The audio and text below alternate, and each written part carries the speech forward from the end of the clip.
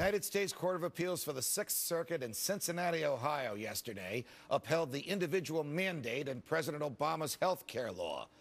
By population, that court covers 1/7 of the United States.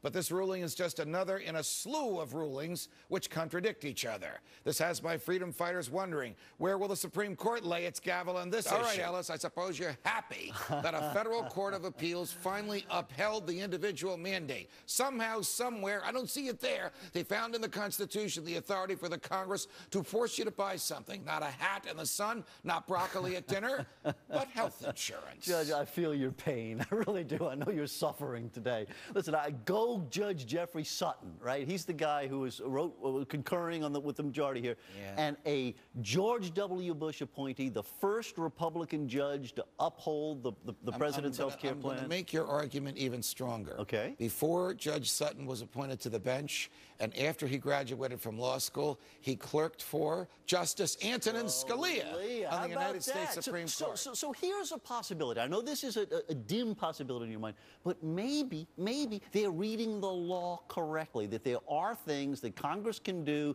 reasonably judging that, you know what, being in a democracy let's not get Ellis get carried away here, Emac. This is still a government telling us what we have to buy when the Constitution doesn't authorize it. No, it does not. The Constitution does not authorize. In fact, the CBO said in 1994, when the Clinton administration tried to reform health care, that to be a citizen of the United States and to force people, if you're going to be a citizen of the United States, force them to buy health insurance in a heavily regulated industry that's regulated by the government is unprecedented. It would be pushing the bounds of the law. By the way, the Obamacare would be funded by the very taxes from the individual mandate if you don't buy health reform. It's unprecedented. What next? Are we going to be forced to buy cars to support the auto bailouts where the government paid for the auto bailouts? Professor Stringham, that's an issue. The government might like us to buy cars if the government owns the car manufacturer like General Motors. That might be coming next under the logic of this opinion. Sure, yeah. The idea that I'm not buying something, that's somehow affecting interstate commerce, so now they therefore should mandate that they buy it. I mean, if we take this argument seriously, it can really include anything. If I choose not to go out on Friday night, that could affect interstate commerce. You know, the professor makes a very good point, Ellis. How can not doing something be considered an act of interstate commerce? I sit home alone in my home and I don't buy insurance. How am I affecting interstate commerce?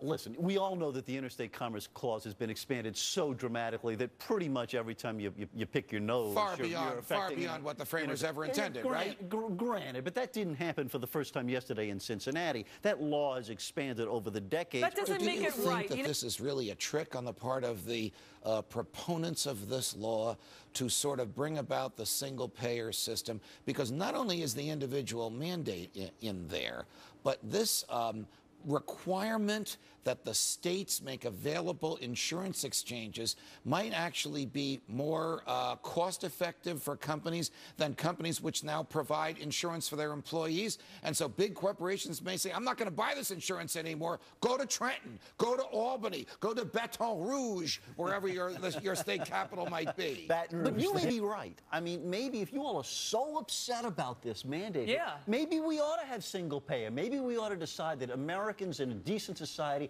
have a right to health care. Let me just stop you right there. Is health care a right, Professor Stringham? I would say you should be able to buy it, but the fact that I should have to be forced to buy it, I think that's wrong. The fact that taxpayers should have life, liberty, and the pursuit of happiness. So it's a good, it's not a right. A right comes from our humanity, like thought, like speech, like personality, like religion, like travel, like privacy.